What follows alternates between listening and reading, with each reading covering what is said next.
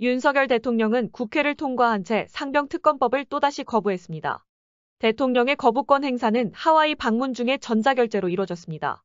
윤석열 대통령이 야권 주도로 국회를 통과한 채 상병특검법의 제의 요구권, 즉 거부권을 행사했습니다. 취임 이후 15번째, 22대 국회 들어선 첫 거부권 행사라고 하네요. 대통령실은 별도의 브리핑을 하지 않았습니다. 그러면서 짧은 문자 공지를 통해 이런 이유를 들었습니다. 경찰 수사 결과 발표로 실체적 진실이 밝혀졌다. 야당이 밀어붙인 특검법은 철회돼야 한다. 고 주장했습니다. 특검법이 대통령실의 외압 의혹 등을 파헤치기 위한 것인데도 임성근 전 사단장이 혐의가 없다고 한 경찰 발표를 근거로 특검이 필요 없다는 주장을 하고 있는 겁니다.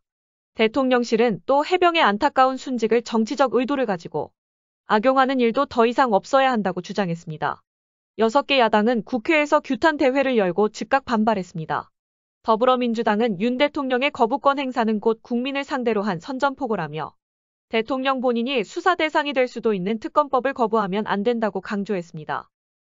본인과 배우자의 범죄 연루 의혹 은폐하기 위해 사적으로 남용한다면 그 자체로 중대한 헌법과 법률 위반입니다. 조국혁신당은 윤 대통령을 향한 특검법까지 발의하겠다고 나섰습니다. 여당은 대통령의 거부권 행사가 진상규명이라는 간절함에 따른 결정이라며 철통 엄호에 나섰습니다. 국회로 되돌아온 채 상병특검법의 재의결은 국민의힘 전당대회가 끝나는 23일 이후가 될 거라는 전망이 나옵니다. 윤석열 대통령이 거부권을 행사한 건 하와이에 도착한 지 5시간 반 만이었습니다. 대통령실 관계자가 출국 전 오랜 시간이 걸리지 않을 거라고 했는데 사실상 순방길에 오르자마자 전자결제에 서명한 겁니다.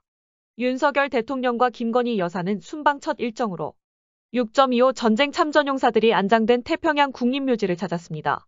그 이후 하와이 교민들과의 간담회가 예정되어 있었는데 간담회가 끝나고 거부권을 행사할 것이라는 예상과는 달리 시작 전에 전격적으로 상병특검법의 제의 요구권을 제거했습니다.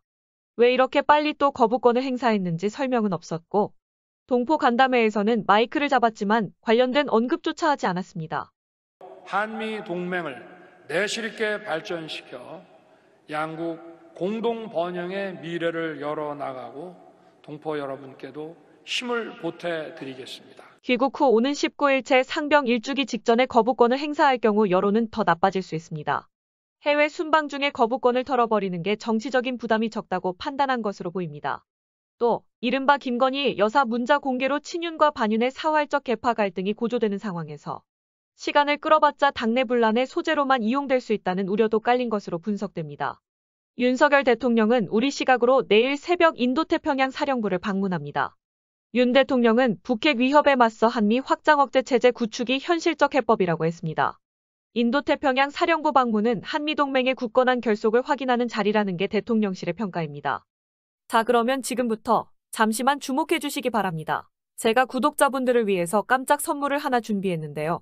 제가 항상 여러분들께 뭐라고 말씀을 드렸나요? 뉴스만 평소에 잘 챙겨보셔도 돈이 된다, 돈을 벌 수 있다라고 말씀을 드렸는데요. 자, 여러분들 여기 보이시는 이스라엘과 하마스 전쟁 같은 뉴스를 보게 되면 여러분들은 어떤 생각이 드시나요? 그냥 뉴스만 보고 끝내는지 아니면 이 뉴스를 어떻게 이용할 수 있는지 이 부분을 고민하고 계시는지 되물어보고 싶습니다. 자, 그 이유가 뭐냐면 제가 지난 11월 초에 여러분들께 뭐라고 말씀을 드렸죠. 지금은 반도체 산업에 관심을 가져야 한다. 뉴스만 보고 그냥 넘기지 마시고 투자 쪽으로 생각을 한번 해보셔야 한다라고 말씀을 드렸습니다. 그리고 나서 이런 썸네일들 뉴스를 통해서 많이 보셨을 텐데요. 이런 반도체 산업이 이슈가 됐을 때 부자들은 어떻게 생각한다고 했나요? 반도체 관련주는 뭐가 있는지, 어떤 종목이 가장 좋은지, 어디에 투자해야 돈이 몰리는지 자연스럽게 생각한다고 제가 말씀을 드렸죠. 그 이유가 뭐냐면 부자들이 봤을 때는 이슈가 곧 돈으로 이어지고 그 이슈가 나에게 돈을 벌어준다는 경험적 확신이 있기 때문에 부자들은 항상 이런 사회적 이슈를 관심 있게 챙겨본다. 이렇게 제가 말씀을 드렸는데요. 제가 지난번에 시청자분들과 함께하는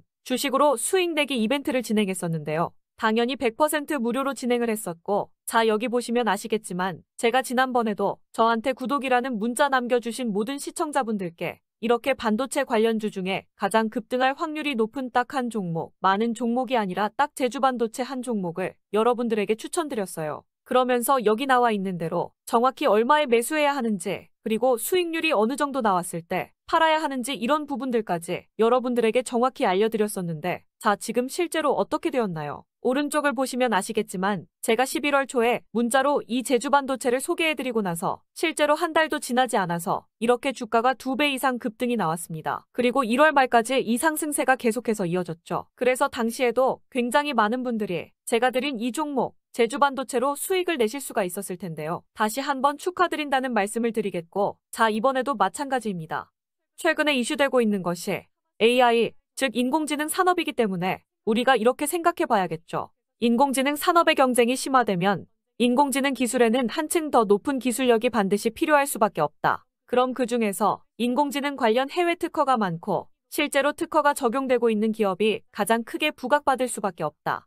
당연히 우리가 이렇게 생각해야 된다는 겁니다. 자, 그렇기 때문에 제가 이번에도 뭘 보내드린다. 인공이라는 문자 보내주시면 제가 인공지능 관련주 중에 앞으로 대장주 역할을 하면서 주가가 가장 크게 급등할 한 종목을 구독자분들에게 문자로 종목명과 사고 파는 시점을 모두 알려드릴 거예요. 그래서 여러분들이 주식으로 돈 버는 연습을 한번 해보시라, 이렇게 말씀을 드리고, 혹시라도 나는 주식을 하지 않는다 하시는 분들은 주변에 주식하시는 분들에게 추천을 해주셔도 되고, 아니면 연세가 있으셔서 투자가 어려우신 분들은 이 종목을 가지고 자녀분들에게 한번 사봐라, 이걸로 한번 수익을 내서 용돈 좀 챙겨줘라, 이렇게 조언을 해주실 수도 있는 거겠죠. 그래서 지금 이 영상을 보시는 시청자분들 중에 나도 이번 종목이 좀 궁금하다 하시는 분들은 누구나 상관없이, 그리고 어느 시간대나 상관없이 부담 없이 이렇게 상단에 제 번호를 항상 남겨놓고 있습니다. 010-6819-3137번호로 저에게 이런 식으로 인공이라는 문자 보내주시면 제가 이번에도 똑같이 무료 추천 급등주 문자를 보내드리겠습니다. 이해되시죠? 제 번호 010-6819-3137번호로